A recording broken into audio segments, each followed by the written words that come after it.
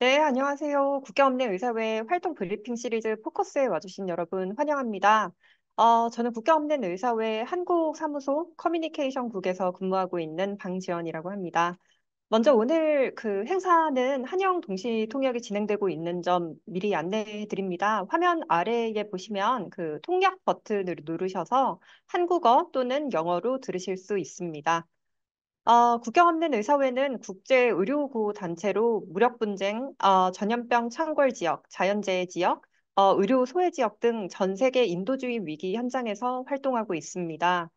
포커스 웨비나는 현재 진행되고 있는 또는 대중의 관심에서 벗어난 위기 상황을 조명을 하고 그곳에서의 그 국경 없는 의사회 활동에 대해서 알려드리고자 마련됐습니다. 올해 첫 브리핑은요, 지난 10월 이후 3개월째 계속되고 있는 가자 위기 상황에 대해서 준비했습니다. 국내외 미디어를 통해서 많은 분들이 접하고 계시고, 지난 연말부터 많은 관심을 받고 있는 위기 상황인데요. 국가없는 의사회는 지금도 전쟁이 지속되고 있는 가자에서 여전히 활동을 진행하고 있습니다. 이번 브리핑은 지난 11월 가자 내에서 직접 구호 활동을 진행하고 오신 국경없는 의사회 일본 이사회 대표이시자 응급의학 마취과 전문의이신 유코 나카지마님을 모셨는데요. 먼저 유코님의 발표를 통해 현장의 자세한 상황을 먼저 들어보고 여러분이 남겨주신 질문에 답변을 들어보는 시간을 가져보도록 하겠습니다. 발표를 듣는 동안 화면 아래에 있는 Q&A 버튼을 누르셔서 질문을 남겨주시면 질의응답 시간에 여러분들의 질문에 답변해 드릴 수 있도록 하겠습니다. 발표에 앞서서 현장에서 촬영한 저희 그 국경 없는 의사회 직원의 현장 영상을 한번 보고 바로 이어서 유코님을 모시고 발표를 듣도록 하겠습니다.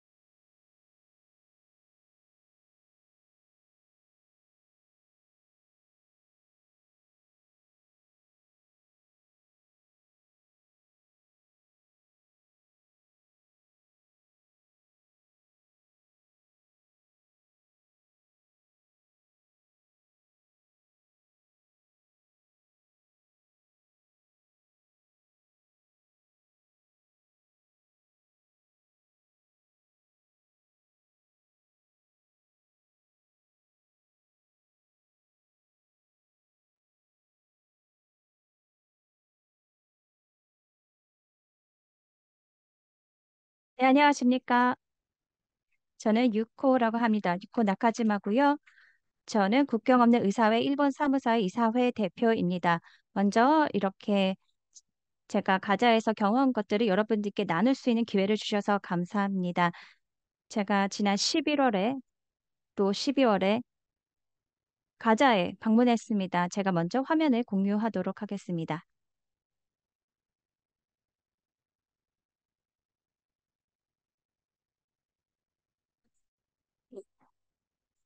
제가 그곳에서 경험한 것을 여러분들께 좀 나누고 싶습니다. 그리고 또 저희 국경 없는 의사회 일본 사무소가 가자에서 무엇을 하고 있는지도 여러분들께 나누도록 하겠습니다. 저는 닥터 학터스라는 분과 함께 일했습니다. 영상에서 보신 의사 선생님입니다. 정말 모든 분들이 그곳에서 어떤 상황을 겪고 있는지 보고 있을 때마다 정말 마음이 아픕니다. 많은 의료진들이 지금 상황이 악화되고 있음에도 불구하고 계속 그곳에서 근무를 지속하고 있습니다. 자, 화면을 계속해서 보도록 하겠습니다. 네, 잠깐 간단하게 소개를 하겠습니다. 저는 애틀란타에 베이스를 두고 있고요. 저는 이제 마취과 전문의입니다. 저는 일본에서 의과 대학을 졸업을 했고요. 제가 그리고 나서 이제 미국으로 넘어가서 제가 수련을 했습니다. 2010년에 처음으로 MSF와 제가 첫 미션을 갔고요. 나이지리아에도 갔고요. 파키스탄에도 갔고요. 또 시리아에도 갔습니다. 또 남수단에도 갔고요. 또 예멘과 또 하사케 시리아고요. 그리고 이라크에서도 제가 근무를 했습니다. 그 이후에 저는 MSF 일본 이사회 멤버가 되고 또 이사회 대표가 됐고요. 말라위나 카불, 아프가니스탄을 방문하게 되었습니다. 저는 현장에 다양한 곳으로 방문했었고 근무를 했습니다. 이번에 가장 최근에는 제가 가자 지구에 다녀왔습니다. 이 가자 지구에서의 경험은 어떻게 보면 가장 어렵고 가장 극심한 상황이었다고 말씀드릴 수 있을 것 같습니다. 정신적으로 또 신체적으로 이렇게 영향을 받은 적이 없었습니다. 현장에서 이렇게 힘든 적은 없었던 것 같습니다. 네, 제 가자에서의 경험을 좀 더 구체적으로 말씀드리도록 하겠습니다. 먼저 여러분들께 짚고 싶은 것은 가자 지구에서의 이 MSF 프로젝트가 이제 막 시작한 것이 아닙니다. 1989년부터 시작된 오래된 프로젝트입니다. 그래서 가자 지구에는 지금 슬라이드에서 보실 수 있는 것처럼 MSF가 여러 개의 병원을 운영하고 있고요. 또 외과 진료도 하고 있고요. 또 다양한 진료를 하고 있는데요. 물리치료, 심리치료, 작업요법, 보건교육도 하고 있습니다. 또 재건 외상 치료도 저희가 시작하고 저희가 진행을 하고 있습니다. 서한 지구에도 저희가 활동을 하고 있고요. 1차 진료나 심리 치료를 하고 있습니다.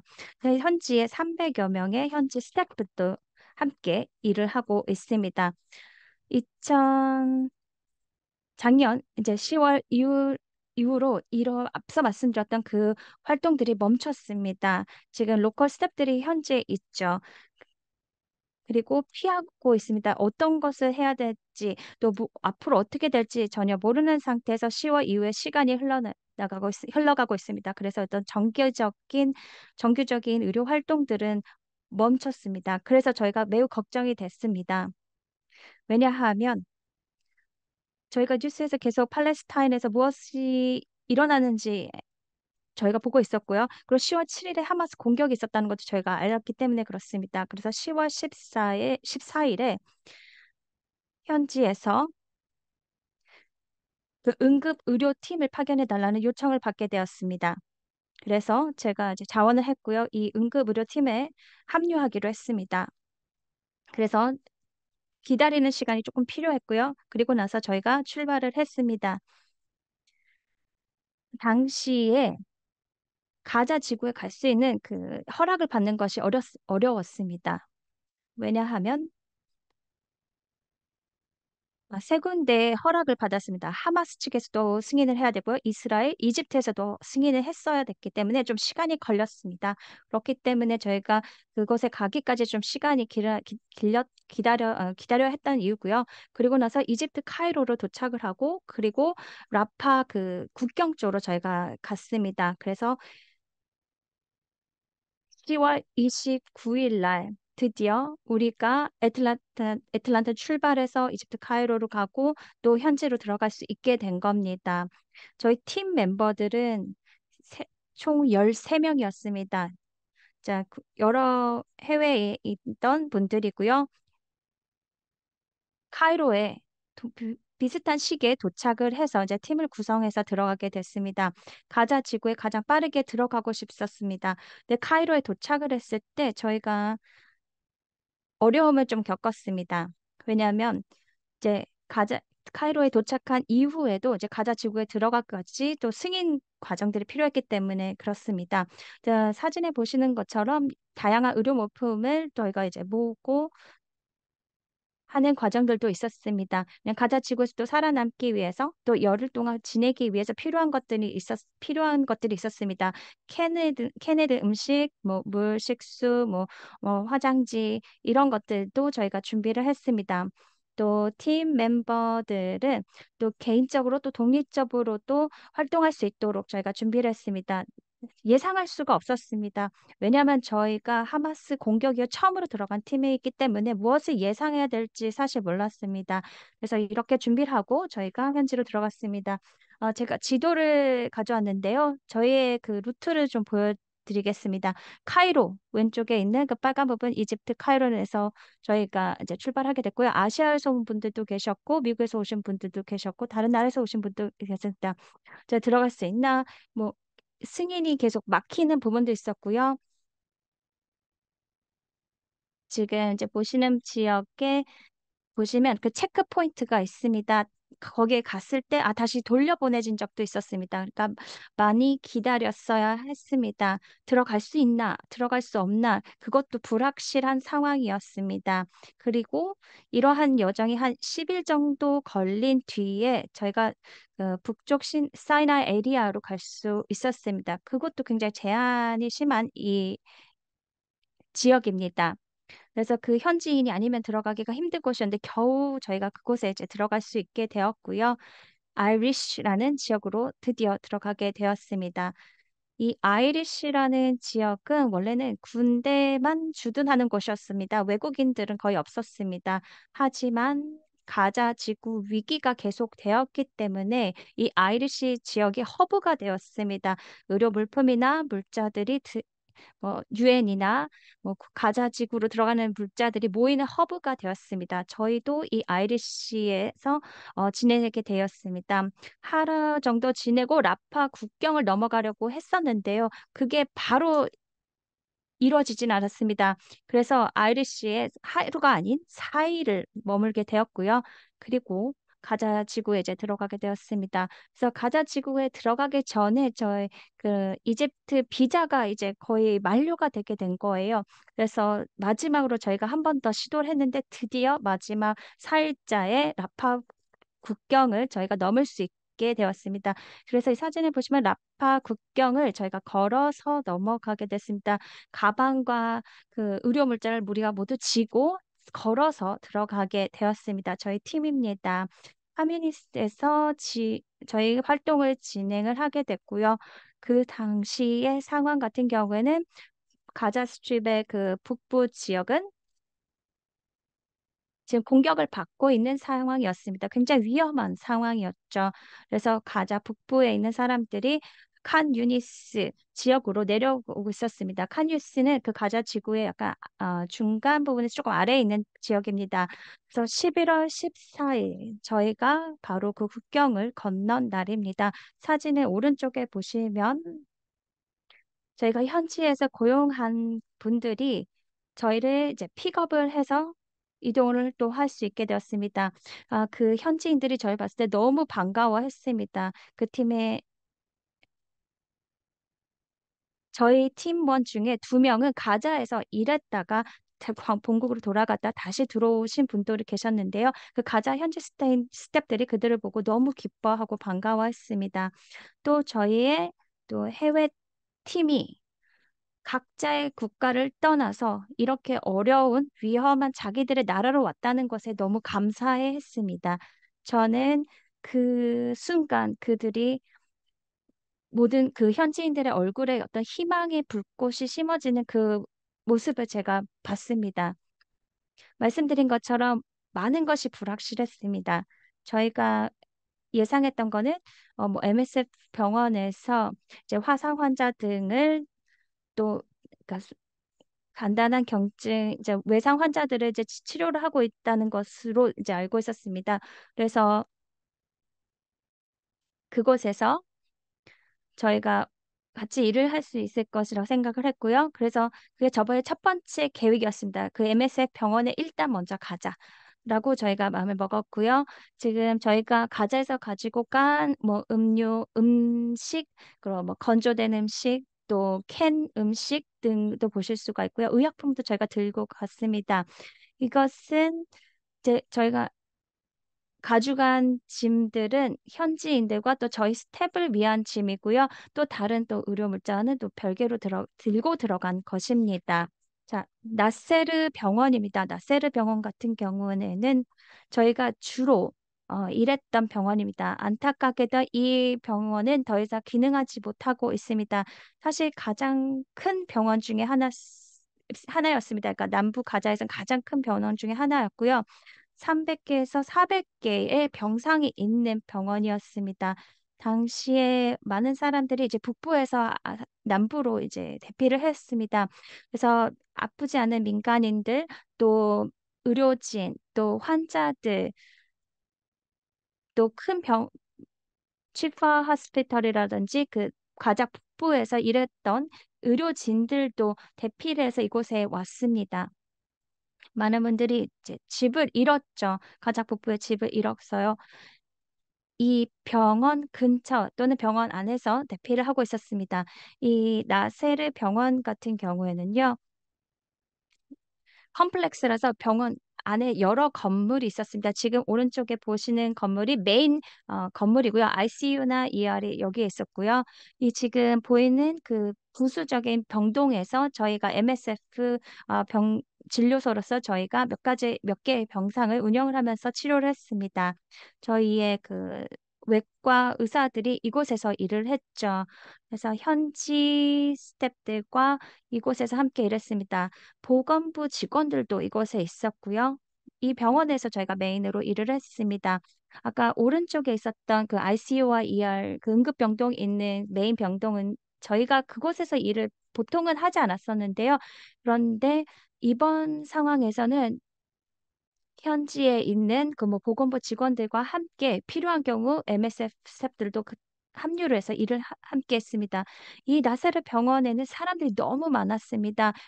환자들도 있었고 의료진 또 피하고 있는 민간인들도 있었고요. 언론인들도 있었습니다. 이 병원에 가는데 저희가 머물고 있던 곳에서 한 10분 정도 걸렸는데요. 보시는 것처럼 가는 길에 있는 병원 건물들이 많이 파괴된 것을 볼 수가 있었습니다. 저희가 11월 19일에 이제 들어가는데요. 저희가 3주 동안 있는 동안 중간에 그 임시 휴전이 있었습니다. 그 휴전 기간 동안 조용했습니다. 제가 그 당시를 생각을 하면요. 처음에 가자 지구에 들어갔을 때 항상 쉬지 않고 드론 소리를 들었습니다. 드론이 이렇게 벌들이 웅하듯이 계속 돌아다녔습니다. 그러다가 11월 24일에 갑자기 이제 드론들이 다니지 않았습니다. 굉장히 조용했습니다. 정말 이상할 정도로 조용했습니다. 그게 첫째 날, 그 휴전 첫째 날 이제 구호 물품들이 이제 들어올 수 있었죠. 그래서 폭격도 멈추자 사람들이 이제 돌아다닐 수 있겠구나, 안전하게 돌아갈 수 있겠구나 하는 사람들이 이제 그렇게 생각을 하기 시작했고요. 그래서 혹시 두고 온 짐이 있다면 집으로 가서 찾으러 가는 사람들도 있었습니다. 이동이 조금 있었다고 볼 수가 있습니다. 그러니까 사람들이 어, 돌아다니기 시작했습니다. 그래서 사람들이 이 당시에는 좀 더 안도하는 듯한 표정을 느낄 수가 있었고요. 또 사람들이 안심하는 것도 느꼈을 수 있었습니다. 그래서 병원에서 이제 대피하고 있던 사람들도 다시 집에 돌아가서 집이 어떤지 확인을 하는 사람도 있었습니다. 구호품도 들어왔죠. 그래서 약간의 희망이 있지 않을까 하는 날이었습니다. 그리고 이틀 두 번째 날은 좀 달랐습니다. 두 번째 날에 저희가 그 가자 지구 북부 쪽에 있는 사람들이 이제 밀려 들어오기 시작했습니다. 굉장히 어, 부상 정도가 심한 사람들이 이제 버스 등을 타고 이제 이동을 해서 남부로 오기 시작했습니다. 말씀하신 것처럼 나세르 병원은 이미 사람들로 가득 찼습니다. 수용 능력의 3배 이상의 사람들이 병원에 있었고요. 하지만 그 외에도 더 많은 사람들이 계속 받았어야만 했습니다. 또 나세르 병원에 있던 환자들은 다시 돌아갈 수 있는 곳이 없는 경우가 많았습니다. 그리고 어떤 사람들은 너무 많이 아파서 어차피 부상 정도도 심하고 아파서 돌아갈 수 없는, 그러니까 아직 퇴원할 수 없는 상황의 사람들도 많았습니다. 그러다 보니까 환자 수가 계속 늘어났습니다. 나세로 병원에는 이제 더 이상 병상이 남아 있지 않았었고요. 그래서 환자들이 바닥에 누워서 저희가 치료를 해야 되는 경우도 있었습니다. 그래서 병원 디렉터가 이렇게 했습니다. 더 이상 나세르 병원은 어, 환자를 받을 수가 없다. 제대로 된 치료를 이제 더 이상 제공할 수 없다. 이런 발표를 하기도 했었습니다. 이 휴전 기간 동안에 외상 환자뿐만 아니라 다른 치료가 필요한 환자들 수도 늘어났습니다. 아마 환자들이 점점 더 뭐 염증 등 부상당한 곳에 염증이 심해졌다든가 아니면 만성 질환이 있었는데 만성 질환이 심각해져서 나세르 병원에 오는 사람들도 있었던 것 같습니다. 예를 들면 또 고령자들 같은 경우에는 폐렴을 걸려서 오시는 분들도 있었습니다. 그리고 그 상황이 좀 더 심각해진 분들도 있었습니다. 그 치료를 받지 못하고 폐렴에 걸린 상태가 유지되다 보니까 이 고령자들의 상태가 심각해진 분들도 있고요. 또 당뇨병이 있는 분들도 약을 먹어야 되는데 약을 받지 못하다 보니까 이슈가 걸리기도 했습니다. 그래서 그 당뇨병의 경우에 좀 더 심각해지면 그 증상이 치료를 꼭 받아야 되는데 그걸 받지 못해서 어려워지는 경우가 있었습니다. 하지만 의약품이 없었습니다. 그러니까 다양한 환자들이 있었다는 것입니다. 또 아까 말씀드린 것처럼 그 북부에서 내려오는 환자들 중에는 이제 부상당한 곳이 염증 등이 이제 점점 더 심각해지는 환자들도 있었고요. 그러다 보니까 이 많은 환자들이 뒤엉켜서 정말 카오스 혼돈의 상태가 되었습니다. 공간이 필요했고요. 약이 필요했고 정말 절박한 상황이었습니다. 전력도 충분히 공급되지 않아서 정전이 되는 경우도 있었습니다. 그래서 수술할 때 핸드폰을 켜고 그 핸드폰 불빛으로 또 의지해서 수술해야 되는 경우도 있었습니다. 수술실 한번 좀 보겠습니다. 너무나 많은 어린 환자들이 또 생겼습니다. 아기들, 유아들, 용어가 있습니다. 지금 WCNNF라고 보이시는데요. 제가 많이 목격한 컨디션입니다. 저희가 굉장히 많이 본 컨디션인데요. 어린 아이들 중에 굉장히 심각한 중증의 부상을 입고 병원에 있고 치료를 받고 있는데 가족 중에 생존자가 없는 그런 경우입니다. 그 공격을 견뎌낸 가족이 없는 상황인 거죠. 그래서 아이들, 유아들, 심각한 그런 부상을 입은 아이들이 저희가 이제 어른으로서 생각이 드는 거죠. 이 생명을 살린다고 하더라도 어떻게 될 것인가? 치료를 한다고 하더라도 한 번에 끝나는 게 아닌 거죠. 다 괜찮아지는 것이 아니고 지원이 필요하고 장기적으로 필요한데 정말 다양한 케어가 필요한 것을 다 알고 있는데 또 가족으로부터의 서포트도 필요하고 회복을 위한 너무나 많은 장기적인 치료가 필요하다는 것은 너무나 장명한 일입니다. 근데 이제 생기는 거죠. 이제 이 아이는 어떤 삶을 살게 될 것인가. 그래서 저희가 너무너무나 많은 아이들을 보게 됐어요. 10살짜리 여자 아이도 있었는데 이제 다리를 잃었거든요. 여러 개의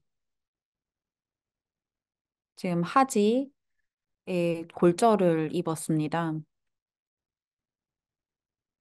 그 판단으로는 의학적으로는 이제 절단을 해야 된다라는 상황이었습니다. 지금 삽입을 관을 한 상황이었고, 그리고 화상도 심했습니다. 그래서 가족의 지원이 절실했는데, 근데 수술 동의를 해줄 수 있는 가족조차 없었습니다. 그래서 이게 굉장히 계속해서 발생한 상황이었어요. 이게 너무나 암울한 참담한 상황이죠. 그래서 여자 어린 아이들, 그리고 또 이 젊은 여성 인력들, 그 의료인들, 그리고 약사들, 아이들을 다 잃은 그런 분들도 있었습니다. 한 두세 명의 어린 자녀를 둔 그런 분들이 이미 그런 자녀를 잃으신 경우들도 있었어요. 그리고 스태프로부터 얘기를 전해 들었는데, 이 굉장히 어린 이 의사인 이 환자가 아이 세 명이 다 죽었다는 거를 모르고 있다고 하더라고요. 이 의사 자체도 이미 너무나 심각한 부상을 입고 절단을 하고 허리 수술을 하고 이런 상황이었는데 정말 참담한 상황이 아닐 수가 없었습니다. 정말 여러 번 계속해서 수술실에서 이런 상황을 겪어야만 했습니다. 이제 응급실입니다. 저도 이제 그 실제 수술실과 응급실을 왔다 갔다 했는데 지금 보시는 응급실 같은 경우에 항상 사람이 뭉쳐놨습니다. 베드가 충분치 않았고요. 이 사진들 같은 경우에는 제가 이 사진을 찍었을 때는 상대적으로 상황이 좀 더 안정됐을 때죠. 굉장히 많은 상황에서는 대량으로 이제 다친 분들이 들어오시거나 20분이 한꺼번에 들어오시거나 10분은 이미 도착 시 사망이고 10분은 굉장히 중증의 부상을 입고 오신 그런 경우도 있었습니다. 당연히 그런 경우는 사진을 못 찍었고 지금은 상대적으로 좀 안정된 상황입니다. 그럼에도 불구하고 의료 설비가 부족하고 지금 그 오늘 쓸 수 있는 그런 의료 물품의 현황이 있거든요. 그리고 항상 제약이 많았습니다. 이게 지금 호흡기나 지금 EKG 머신 같은 경우에도 하나밖에 없었고, 지금 딱 두 개가 너무나 많은 그런 수술이 있는데, 지금 하나밖에 아니면 몇 개밖에 없는 그런 상황이었고요. 그리고 어떤 경우에는 실제로 아직도 폭탄의 잔해가 이제 막 그 등에 박혀 있는 거를 꺼내야 하는데 설비가 부족한 상황들도 있었습니다. 그래서 응급실에서도 상황이 정말 어려웠죠. 그리고 또 한 가지 좀 하이라이트 하고 싶은 부분은 MSF에서 저희는 굉장히 물자 이동에 대한 역량이 좋은 조직입니다. 그래서 의료 인력 많이 할 수 있는 일은 한계가 있습니다. 그래서 실제 설비가 있어야 되고 환경이 마련이 돼야지 저희가 의료적인 그런 치료나 그런 부분들을 할 수가 있는 거죠. 그래서 저희가 도착을 했을 때 MSF 클리닉 바로 옆에 이제 창고가 있었습니다. 저희가 지냈던 곳 바로 옆인데 이미 도착한 물자 설비들이 있었어요. 그래서 뭐가 있었는지는 정확히 몰랐던 상황입니다. 그래서 뭐 정형외과랑 일반 외과 수술이 이렇게 좀 있었는데 그래서 저희가 한번 인벤토리를 체크를 하겠다. 그 창고에 있는 이런 것들을 확인하겠다 이랬는데 당장 사용할 수 있는 거를 한번 좀 파악을 해보겠다라고 말씀을 드렸습니다. 그래서 지금 뭐 의약품이라든지 그 소독된 그런 시트라든지 모니터, 초음파기 이런 등등을 가지고 왔고 멸균 시트 이런 것들을 갖고 와서 이게 이제 2차로 들어온 물자들이었거든요. 그래서 저희가 이거를 체크를 하면서 저희가 이제 머무르는 기간 동안에 마지막 단계에서 좀 체크를 했습니다. 요거는 좀 제가 보여드리고 싶었던 건데요. 아이들입니다.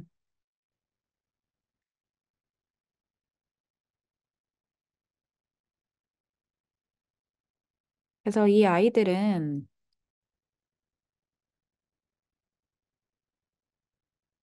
여러 가족들이 저희 MSF 클리닉 건너편에 있는 집에서 그 지내고 있었어요. 저희가 지내고 있는 그 창고의 건너편에 있는 곳이었는데, 가자에서는 여러 가족들이 서로를 좀 돕고 있는 그런 상황이었습니다.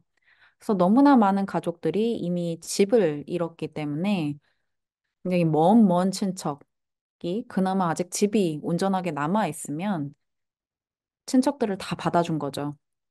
그래서 이 집 같은 경우에는 거의 한 30명, 40명 정도 같이 사셨던 것 같아요. 20명의 아이들이 바로 건너편에 있었거든요. 막 와서 학교도 못 가고 그런 어린 아이들이었어요. 그래서 학교에서 영어를 배웠고, 그래서 글 읽을 줄도 알고, 그래서 되게 흥미가 많은 친구들이었는데, 이제 그 전쟁으로 모든 것이 중단이 됐습니다. 그래서 뭔가 자극을 굉장히 배고파하는 것 같았어요. 그래서 MSF 국제팀과 이렇게 같이 어울리고 싶어 하더라고요. 그래서 너무 귀엽고 사랑스러웠습니다.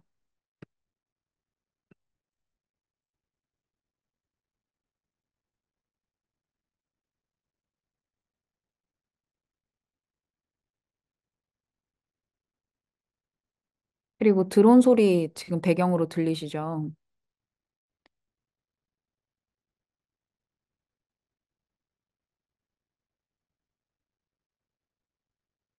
그래서 드리고 싶었던 말씀은 저는 이미 정말 우울감을 느끼고 있었습니다. 매일매일 지금 실제 수술실과 응급실에서 본 것 때문에 너무나 우울한 상황이었는데 이제 집에 와서 10분, 15분 동안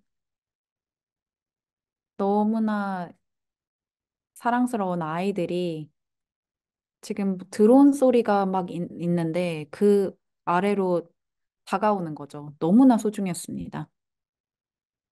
너무나 많은 아이들이 목숨을 잃었죠. 이번 전쟁으로.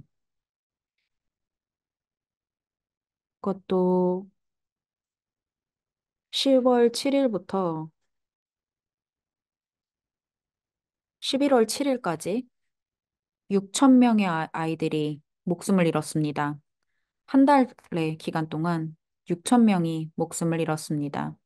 2019년에 관련 통계도 또 있는데 전체 아이들이 1년이라는 기간 동안에 죽은 아이의 수는 4천 명에 불과합니다. 시리아, 아프가니스탄, 예멘, 모든 분쟁이 벌어나고 있는 이 모든 나라들의 어린 아이 사망자를 포함한 숫자입니다. 2020년, 21년 한 3천에서 4천 정도 분쟁으로 인한 사망자가 또 있었는데요. 매일 가자에서는 145명이 죽고 있습니다. 시리아에서는 하루에 3명,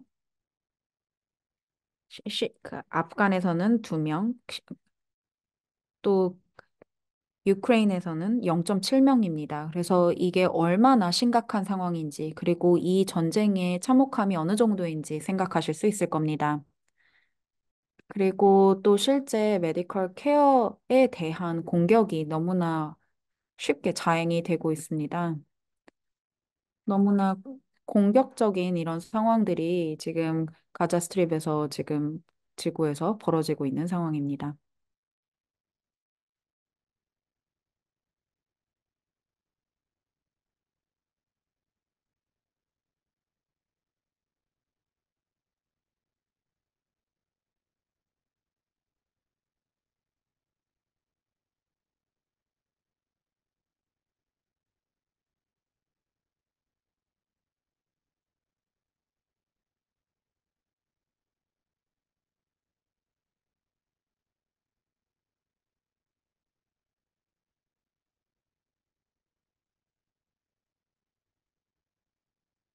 그래서 지금 영상은 MSF에서 촬영을 한 것인데요.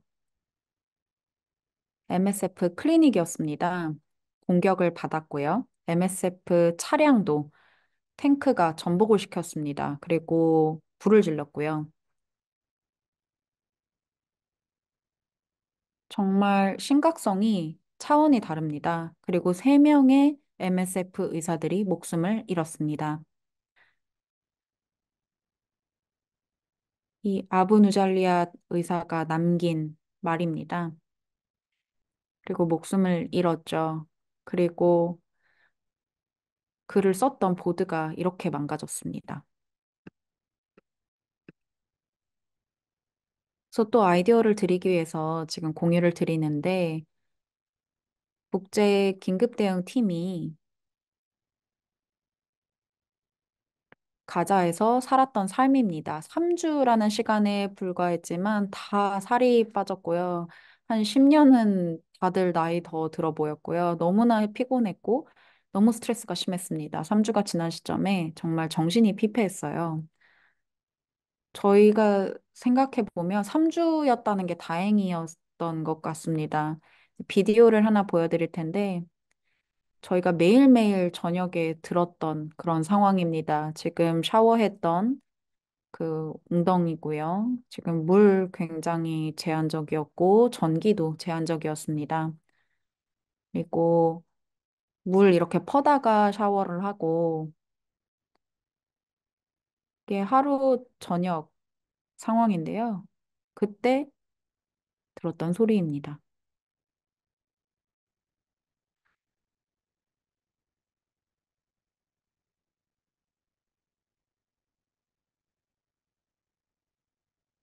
드론과 공격하는 그런 소리들 납니다.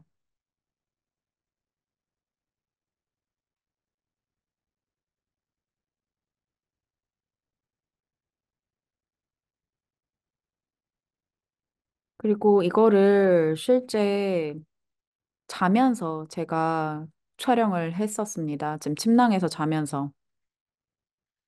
그래서 이거를 겪었다고 한번 상상을 해보시면 어떠실까 싶어요. 10월 7일부터 이런 걸 견뎌야 했던 사람들, 출구가 없는 사람들, 안전한 곳으로 갈 수 있는 곳이 없는 사람들.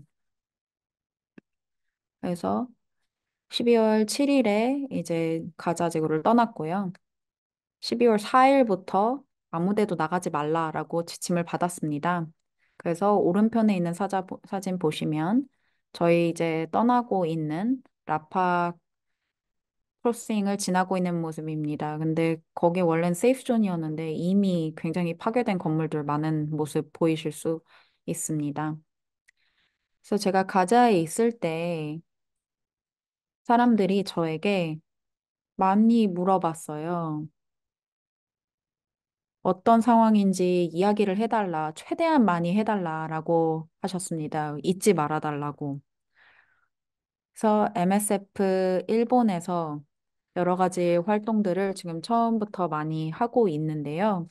많은 그런 옹호 활동, ICRC와 이제 공동 컨퍼런스를 하기도 했고요. 많은 미디어 노출을 했습니다. 그 커뮤니케이션국에서 지금 계속해서 지금 해주고 있고요. 그리고 저희 청원 캠페인에서 10만 개의 서명을 받고 일본 정부에 제출을 하기도 했습니다. 그래서 많은 이제 그런 기자회견, 그리고 그 이전에, 전쟁 이전에 있었던 스태프들한테도 많은 이야기를 듣고, 그리고 제가 이제 실제 의회 앞에서 이제 여러 가지 이야기들을 하기도 했습니다. MSF 일본 사무소에서는 지금 계속해서 이런 활동들을 하려고 합니다.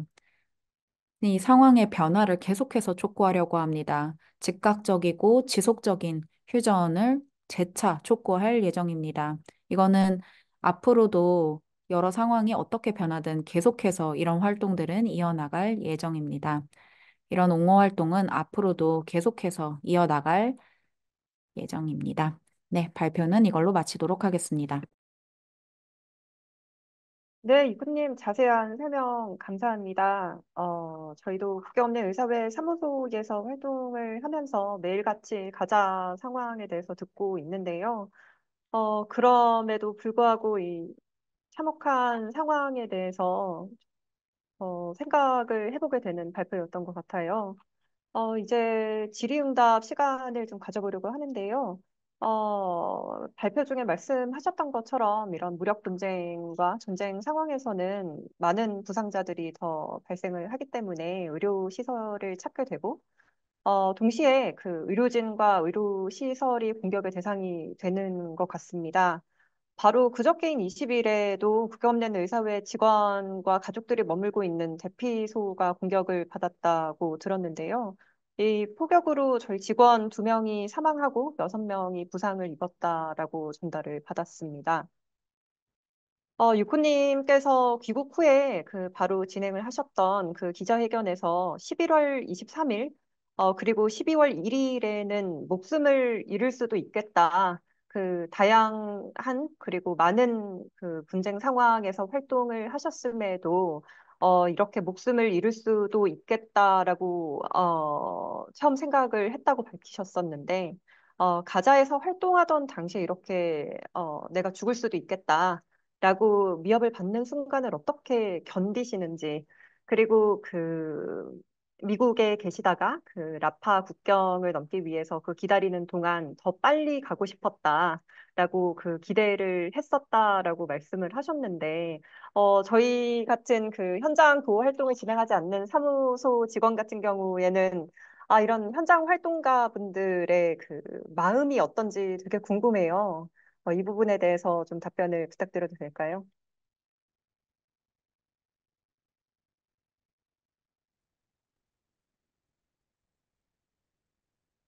네, 저뿐만 그랬던 것은 아닙니다. 저뿐만 아니라 다른 팀 멤버들도요. 저희 첫 번째 그 응급 의료팀이 함께 갔는데 그분들도 그 같은 마음이었던 것 같습니다. 어떻게 말을 해야 될까요? 저희가 이제 존재하는 이유를 생각을 하면 어떻게 보면 본능이었다고 생각을 합니다. 다른 어떤 복잡한 이유가 없었습니다. 그냥 본능적으로 빨리 가고 싶었습니다. 그리고 내가 오늘 죽을 수도 있겠다라는 느낌이 들었는데요. 그것도 사실은 예상하는 바였습니다. 어, 우리가 그곳에 가기 전에 이 지역이 또 상황이 굉장히 위험한 지역이다. 지금까지 경험한 그런 분쟁 상황과는 레벨이 다르다. 이 프로젝트도 그렇다라는 이야기를 저희가 먼저 들었고요. 그럼에도 들어가고 싶으냐라는 얘기를 여러 번 들었습니다. 확인을 했고요. 그리고 먼저 일단 그곳에 들어간 다음에는 언제 귀국할 수 있을지 사실 모릅니다. 그것이 좀 무서웠지만 그것도 역시 제가 이미 알고 인지하고 들어간 거였습니다. 그래서 어떻게 설명해야 될까요? 아, 어쩌면 오늘 밤일 수도 있겠구나. 내가 만약에 오늘 죽는다면,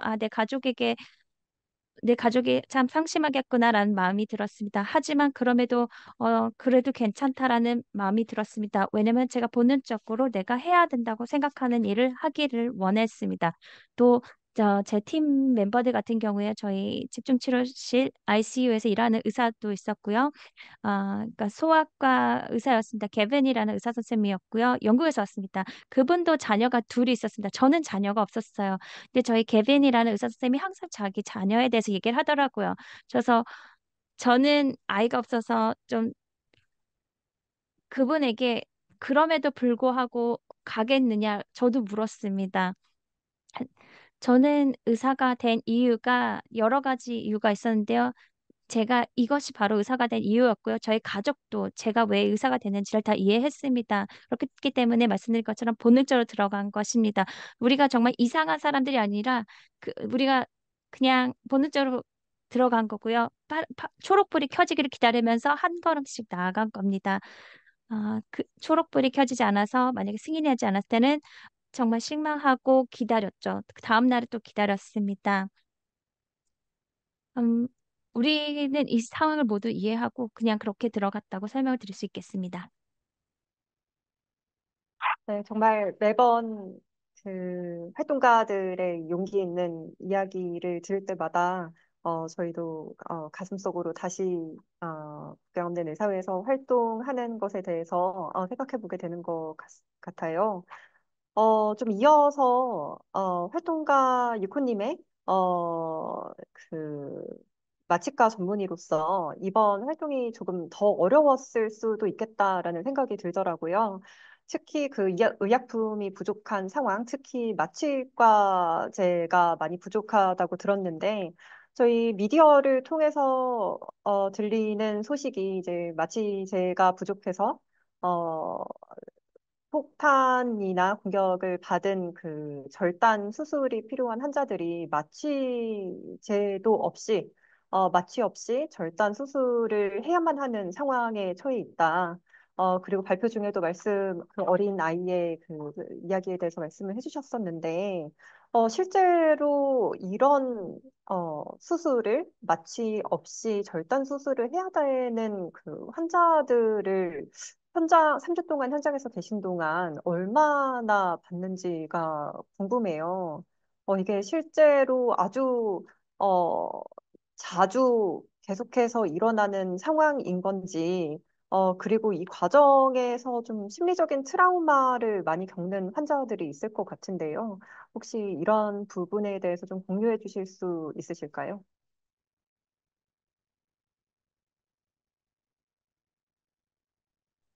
네, 저희가 도착을 했을 때 다행히도 정말 최소한의 이제 그 마취제는 있었습니다. 조금 테크니컬한 부분인데 예를 들어서 지금 이제 흡입하는 이런 그 마취제 같은 경우에는 아이소플로린이라고 있습니다. 그러면 그걸로 수술은 할 수는 있습니다. 근데 이상적이진 않아요. 특히 아이들의 경우에는. 그 흡입형 그런 마취제가 여러 가지가 있는데,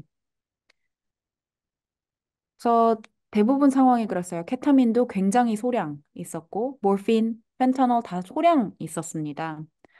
그래서 굉장히 최소한의 수량이 있었고, 저희가 이제 최소한으로 운영을 해야 되는, 그걸로 이제 관리를 해나가야 하는 상황이었죠. 그래서 저 자신도 제가 사실 아예 마취제 없는 로 수술을 해야 되는 경우는 없었고요. 최소한의 것은 있었습니다. 근데 뭐 아이소플로렌과 뭐 굉장히 제약된 그런 상황이었지만 있긴 있었습니다. 근데 시포플로렌 같은 경우에 더 좋은 그런 마취제인데 또 나중에 이제 도착한 물류 창고에 이미 설비가 있더라고요. 그래서 그거를 갖고 와서 활용을 하기도 했고요. 그래서 수술실에서는 실제 마취제가 아예 없는 경우는 저는 개인적으로 없었습니다. 근데 다른 MSF 병원들 같은 경우에는 지금 북부 쪽에 있는 병원들은 그런 경우들이 있었다고 들었습니다. 거기에서 일했던 스태프한테 거기 이제 북쪽에서 피해서 내려왔는데 그런 이야기를 전해 들었습니다. 근데 정말 그 트라우마는 상상도 할 수 없을 수준이라고 생각합니다.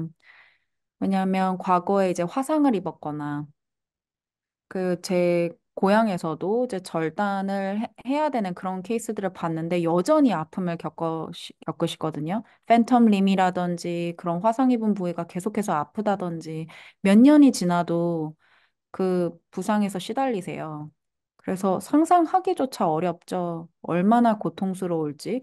당시 수술을 할 때의 고통뿐만 아니라 장기적으로는 어떤 영향을 미칠지는 감히 상상조차 할 수 없을 정도인 것 같습니다. 응급실에서도 그 실제 이제 안정제나 마취제가 떨어지는 경우가 있었어요. 그래서 MOH 정책이었는데 그 실제 갖고 있는 24시간 내에 사용할 수 있는 의약품을 제한을 했습니다. 왜냐면 그거를 최대한 이렇게 어쨌든 효율적으로 배분을 해야 됐기 때문에. 그런데 이제 갑자기 대량 케이스들이 들어오는 경우에 그럼 의약품의 그런 사용을 조금 더 늘릴 수 없냐라고 얘기를 했는데, 근데 장기적인 계획이라서 변경이 안 된다고 하더라고요. 그래서 어떤 경우에는 응급실에서 마취제 안정제가 떨어지는 경우도 있었습니다. 특히 이제 날이 저물수록 대부분 오전에는 이제 공급이 있는데 오후가 될수록 이제 떨어지는 거죠. 그래서 이제 그 열상이나 자상 같은 경우에는 마취제 없이 해야 되는 경우들이 있었습니다.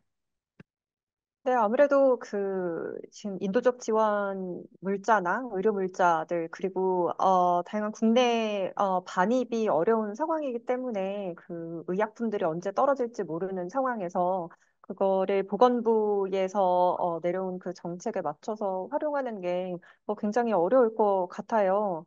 이런 부상자, 열상, 자상과 같은 부상자들 외에도 최근 세계보건기구에 따르면 의약품 부족으로 좀 치료가 적절히 이루어지지 않으니까 감염 환자들이 늘고 있다라는 소식을 접했습니다.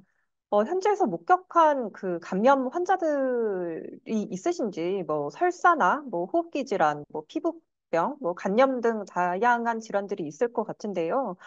그리고 발표 중에도 만성 질환자, 당뇨병 환자라든지, 이런 환자들이 의약품을 구하지 못하는 상황에서 지금 살아가고 있는 것으로 알고 있는데, 이 질환자들은 어떻게 지금 치료를 받고 있는지, 아예 치료를 받지 못하는 상황에서 지금 지내고 있는 건지도 궁금합니다.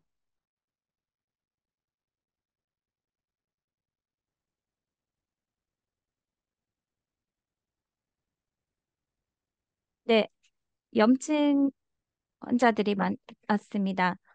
다양한 염증이 있겠죠. 감염 상태가 있을 겁니다. 또 이제 항생제가 또 부족한 것도 부족해서 그런 것도 있고요. 또 깨끗한 위생적인 환경이 아니어서 그런 것도 있습니다.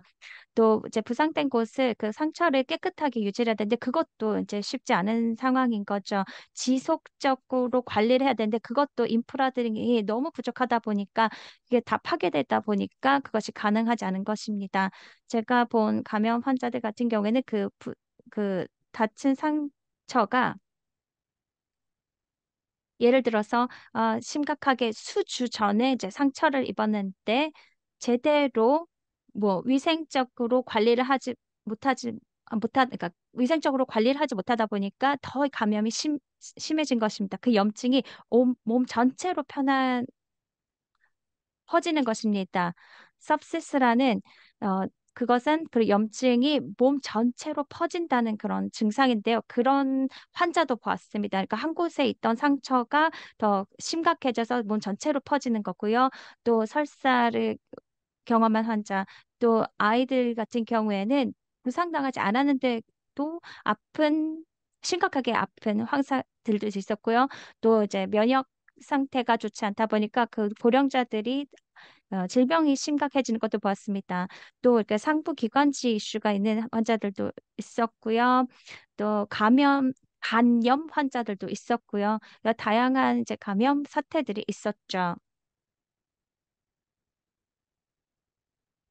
그래서 이렇게 많은 환자들이 이제 대피를 하고 학교나 이런 곳에 모여 있다 보니까 이런 환자들이 있는 것입니다. 그리고 작은 상처가 폐혈증으로 이제 확산된 그런 환자들도 있었고요. 그렇게 많은 사람들이 모여서 대피하고 있는 상황에서는 질병이 또 빠르게 확산되기도 합니다. 또 만성 환자 같은 경우에는 이제 외부에서 이제 버텨야 되는 사람들도 있었습니다. 네, 고령자들 같은 경우에 뭐 폐렴이 걸렸는데 그 폐렴이 더 심각해진 그 환자들도 봤습니다. 어, 만약에 일본이나 미국이었다면 상황이 달랐을 것입니다. 이 초기에 치료를 했으면 바로 치료가 될 수 있었는데요. 이제 이게 만약에 심각해져서 만약에 폐렴이 뭐 폐혈증 등으로 이게 확 이제 심화되게 되면 그 다음에는 이제 치료가 점점 더 어려워지게 됩니다. 어떻게 보면은 당연한 것도 있었습니다. 이게 물자가 없다 보니까 약이 없었습니다. 보통 가서 약을 받을 수 있었던 병원들이 다 사라졌거든요. 그래서 그런 환자들의 상태가 점점 더 좀 심각해졌다는 것은 어떻게 보면은 그 상황 속에서 당연한 것이었습니다. 나세르 병원으로 또 사람들이 왔는데요. 병원에 이렇게 다른 사람들이 이제 휴전기관에 많이 찾아왔기 때문에 그런 환자들을 그 휴전기관에 많이 보았습니다. 네, 지금 답변해 주시는 중에 질문을 하나 남겨주셨는데 그 짧게 좀 답변해 주시면 좋을 것 같아요. 이렇게 현장에서 뭐 인프라 부족이나 그 의료 인력 부족 등 여러 재앙 요인이 있었는데 이렇게 100% 환자를 치료하기 어려웠던 상황 속에서 국경내 의사회 활동가들이 고수한 이제 최우선의 목표는 무엇이었는지 궁금하다라고 남겨주셨어요.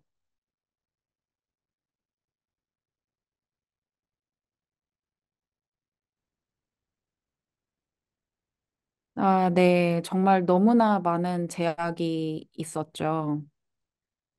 저희는 그냥 가능한 상황에서 있는 거를 가지고 최선을 다했던 것 같습니다. 저희뿐만 아니라 팔레스테이니안 메디컬 스태프와 의사들도 마찬가지였고요. 할 수 있는 한 최선을 다한 거죠. 많은 경우에는 계속 일했어요. 지금 거의 뭐 며칠 동안 쉬지도 못하고 계속해서 일을 했습니다. 정말 지쳤고, 그럼에도 불구하고 사실 쉬어야 될 때도 일하면서 환자 체크를 하고 하셨거든요. 정말 잘 알고 계셨던 것 같아요. 이 의약품은 없기 때문에 2주에는 이렇게 할 수가 있고, 이런 상황 파악이 빠르셨던 것 같아요. 그래서 이전과 모든 것이 발발하기 전의 상황과 그 이후의 상황, 그리고 지금의 제약상이 무엇인지에 대한 판단이 빠르셨던 것 같습니다. 가장 우선순위가 뭐였냐라고 물어보신다면, 그냥 최선을 다하는 거, 그냥 환자를 위해서 최선을 다하는 거. 사실 그 기본적인 의학은 똑같죠. 저한테도 그렇고 아마 미국이든 일본에서 일할 때 결국에는 가장 우선되는 건 환자의 안정이고요. 그래서 생명을 살리는 거고요. 그게 가장 우선순위가 아니었나 싶습니다. 근데 실제 이제 또 계속해서 이제 이어지는 그 삶의 케어, 그리고 삶의 질, 이런 것들을 생각하면 상당히 암울했습니다. 왜냐면 그거는 굉장히 어려운 수밖에 없는 상황이기 때문이죠. 네, 저희 국경없는 의사회가 그 생명을 살리기 위해서 달려간다라는 그 표어를 자주 사용하고 있는데요. 그 상황에 대해서 너무나 적합한 답변을 주셨던 것 같아요. 의료진이 공격을 받고 있는 상황에서도 의료 물자가 부족한 상황에서도 주어진 환경 속에서 생명을 살리기 위해서 어, 지금도 여전히 활동하고 계신 국외없는 의사회를 포함한 인도주의 단체 활동가분들께 많은 응원을 보내겠습니다. 조금 다른 질문을 드려보고 싶은데요. 저희 국경없는 의사회 일본 사무소에서 진행을 했던 옹호 활동이나 그 커뮤니케이션 활동에 대해서 조금 소개를 해주셨어요. 저희 국경없는 의사회 한국 사무소에서도 옹호 활동을 포함한 다양한 커뮤니케이션을 지금 진행을 하고 있는데요. 지난 10월 전쟁 발발 이후에 국경 없는 의사회 한국 사무소에서 휴전 촉구에 대한 메시지도 내고 있고 성명도 내고 있는데 그 이후에서 국경 없는 의사회 활동 원칙인 공정성이나 중립성의 원칙에 의문을 제기하시는 분들이 많이 계시고 질문을 많이 받고 있어요. 왜 이스라엘과 팔레스타인의 전쟁에서 한쪽 그 가자 지구의 팔레스타인의 쪽에서 서서 있는지 국경 없는 의사회는 공정하고 중립적인 원칙을 지키는 단체이지 않냐? 라는 질문을 받고는 하는데, 이 의문 또는 질문에 대해서 유코님께서 답변을 해주실 수 있으실까요?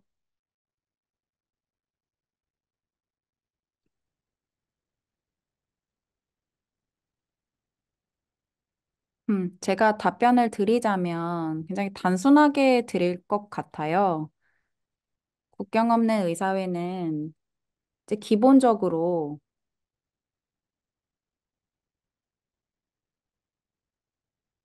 그 의료가 부족한 곳에 지원 활동을 하기 위해 가는 단체입니다. 가자도 마찬가지죠. 가자도 매우 그런 지원이 필요한 지역입니다. MSF에서는 이스라엘 측에도 지원을 제공을 하겠다라는 의지를 밝혔습니다. 필요한 경우에 지원을 하겠다라고 이야기를 했고요. 근데 요청을 받은 적이 없습니다. 필요하지 않았는지 모르겠지만 어쨌든 받지 않았고요. 그래서 메디컬 케어 대응이 필요한 경우에 저희가 가는 것이고 그게 가자였던 것이죠. 그래서 저 개인적으로는 저는 그냥 현장에 필요한 곳에 가는 의사입니다. 그리고 정치적인 여러 가지 제약이나 뭐 의견이나 많을 수 있지만 저는 환자를 치료할 뿐입니다. 필요로 하는 부상을 당한 아픈 환자를 치료하는 게 제 일입니다. 저한테는 매우 단순한 일이라고 생각합니다. 정치에 앞서 인도주의적인 차원이죠. 그리고 내가 누구든 간에 어느 편에 있던 간에 내가 아프고 내가 부상을 당했고 의료적인 치료가 필요하면 MSF가 대응을 하는 것이죠. 그게 어느 편에서든 MSF의 원칙이라고 생각합니다. 그래서 정치적인 의견은 없습니다. 저는 그냥 의사로서 제 소명을 다할 뿐입니다. 네, 저희 국가없는 의사회의 활동 원칙인 공정성과 중립성에 대해서 너무 간결하고 명확하게 설명을 해주신 것 같아요. 저희 국가없는 의사회는 가자뿐만 아니라 국경을 넘어서 인종, 정치, 성향 전부 종교적인 성향까지 넘어서 눈앞에 있는 생명을 살리기 위해서 환자를 돕기 위해서 활동하고 있습니다. 저희가 실은 평소에 저희가 웨비나 시리즈를 종료를 하는 그 시점인데요. 마지막으로 제가 유코님께 질문하고 싶은 부분이 꼭 있었어요. 오늘 저희 대부분의 지금 참여하고 계신 분들께서 사실은 가자에서 일어나는 상황을 멀리서 지켜보고 있습니다. 국경 없는 의사회 사무소에서 일하는 저를 포함한 많은 직원들도 실은 미디어를 통해서 다양한 컨텐츠를 통해서 접하고 있는 상황인데요. 현장에서 이렇게 떨어진 곳에서 저희가 일반인으로서 할 수 있는 가자 지구에서 일어나고 있는 인도주의 위기 상황에 대해서 할 수 있는 게 어떤 게 있을까요? 어떤 부분이 있을지 답변을 좀 부탁드리겠습니다.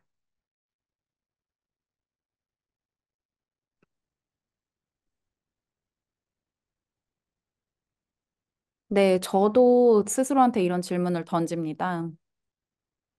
왜냐하면 지금 휴전을 요구를 하고 이런 것들은 굉장히 근본적이고 단순한 실제 이 모든 것의 원인이 되는 그 근간의 문제를 해결해야 된다고 생각합니다. 즉각하고 지속적인 휴전이 이루어져야 되는 것, 이거에 대한 목소리를 높여야 되는 것이 계속 필요하다고 생각하고요. 지금 메디컬 케어 중단을 다시 재개하는 거, 인도주의적 그 물자에 대한 공급이 다시 이루어지도록 하는 거, 이런 부분들이 굉장히 중요하겠죠.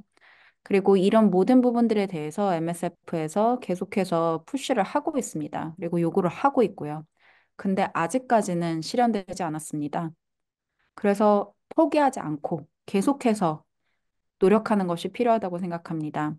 그리고 어느 정도 힘이 모이면 정치인들도 계속해서 또 외교적으로도 압박이 계속돼서 모이면 지금 계속 이제 선거도 앞두고 있고 여러 가지 상황이 있죠. 이런 상황에서 계속해서 이런 목소리를 내고 압박을 가하는 것이 중요하다고 생각합니다. 지금까지는 안 됐지만 그래도 될 수도 있으니 계속 희망을 잃지 않고 노력하는 것이 필요하다고 생각합니다. 그래서 계속해서 인식을 제고하고 어떤 상황이 벌어지고 있는지 알리고 현실적으로 벌어지고 있는 일들을 알리는 것이 중요합니다. 미디어에서도 어떻게 보면 조금은 어떻게 말씀을 드리면 좋을지 모르겠지만 약간 이제 사람들의 이익이나 관심 있는 거에 따라서 이제 보도를 하죠. 그래서 이전보다는 사실 보도를 그렇게 많이 하지는 않습니다. 지금 그런데 상황은 더 악화되고 있어요. 처음보다. 그래서 이걸 인지를 하고 잊지 않고 계속해서 압박을 가항하는 것이 지금 원인을 근본적으로 해결할 수 있는데 힘을 보탤 수 있다고 생각합니다. 조금 더 저희가 가시적으로 할 수 있는 국내 그런 노력들도 있어요. 국제적인 막 이런 큰 것들 아니고 좀 가깝게 저희가 나라에서 할 수 있는 것들은 일본 같은 경우에는 저 개인적으로 가지고 있는 생각인데 펀딩이라든지 약간의 외교적인 그런 그 압박을 가할 수 있도록 목소리를 내는 것, 이런 것이 조금 더 가시적으로 저희가 실제 대중들이 계속해서 목소리를 내면 힘이 모여져서 그래도 국내에서도 또 그 목소리가 같이 커지는 효과가 있을 것 같습니다. 그래서 인식을 더 제고하고 서로 생각을 공유하고 이게 가장 중요할 것 같습니다. 또 다른 것들도 있지만 일단은 거기까지 말씀드리겠습니다. 네, 감사합니다. 저희 그 국경 없는 의사회에 처음 입사했을 때 제가 스피크 아웃이라는 것에 대해서 배웠었는데요.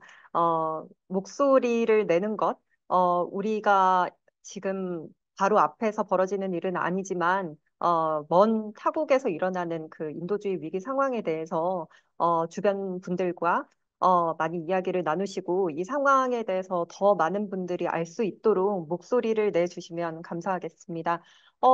유코님께서 굉장히 바쁘신 걸로 알고 있는데 오늘 이렇게 시간 내주셔서 저희 행사에 참여해 주셔서 진심으로 감사드립니다. 마지막으로 저희 지금 함께하고 계시는 분들께 인사 부탁드릴게요.